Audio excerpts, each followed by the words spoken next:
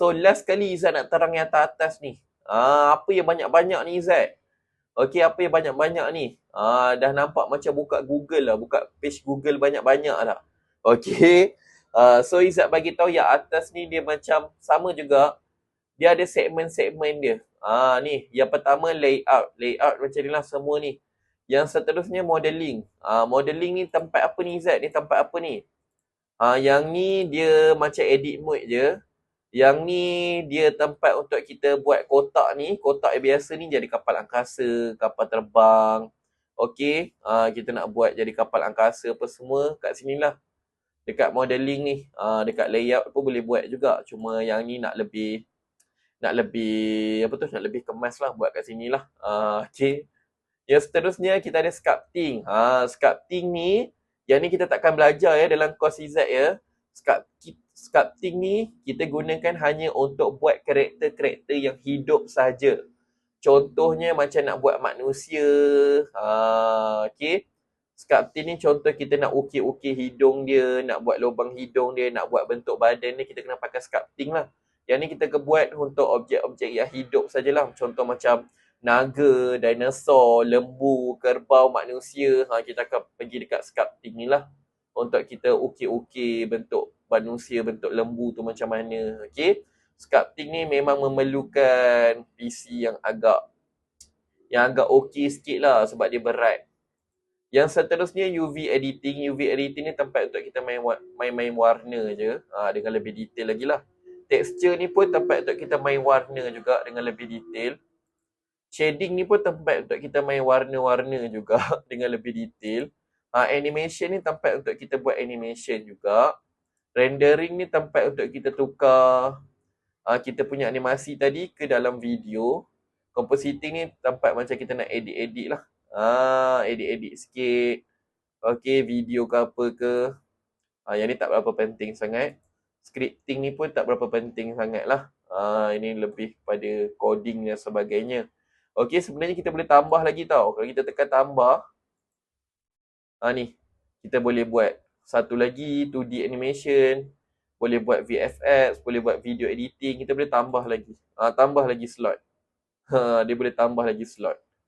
Okay, dia boleh tambah lagi slot. Alright, so sebenarnya kalau kita nak buat animation, kita nak buat modeling, kita nak reka robot-robot kat sini pun boleh. Tak payah pun nak masuk kat sini.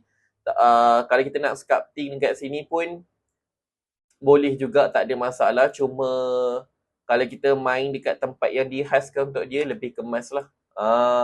Boleh je kita nak warna dekat layout ni terus. Boleh je kita nak pakai warna terus. Cuma dekat sini lebih detail lah. Dia ada banyak lah pilihan-pilihan warna.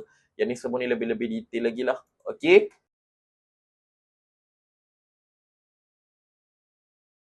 Sebelum Izzat end kita punya chapter ni, Izzat nak terangkan yang atas ni. Okay. Yang atas ni penting juga untuk korang tahu korang. Ni atas ni. Korang nampak tak macam bola-bola ni? Okay. Yang ni sebenarnya kita tengah tengok dalam solid mode. Yang ni nama dia, nampak ada 4 ni kan? Yang ni nama dia adalah viewport shading. Yang ni selalu sangat kita pakai. Viewport shading ni untuk apa? Viewport shading ni Izzat nak tunjuk. Okay. Izzat nak tunjuk. Viewport shading ni dia ada 4. Satu, wireframe. Wireframe ni dia tunjuk Lucina lah. Kotak kita tu terus dia tunjuk Lucina. Okay. Satu lagi solid. Solid ni macam biasa je. Okay. Solid ni macam biasa untuk kita bina-bina robot ke apa, memang kita pakai solid lah.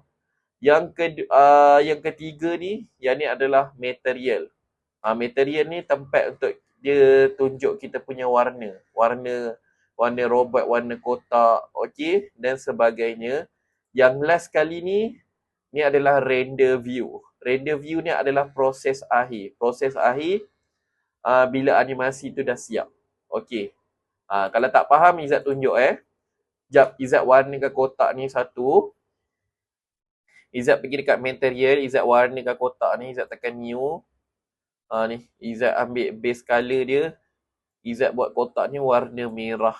Izzat tarik, letak warna merah.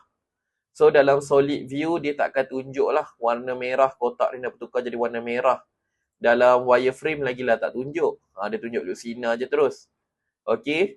Dalam material baru dia tunjuk. Dalam material ni penting lah untuk dia tunjuk kita letak warna apa. Material ni juga dia akan tunjuk parut-parut ke, karat-karat ke yang kita buat, tekstur, corak-corak dekat kotak ni semua dia akan tunjuk kalau kita buat. Okey, yang terakhir sekali ni, yang ni proses akhir dia. Proses animasi. Yang ni, okey. Yang ni adalah render view.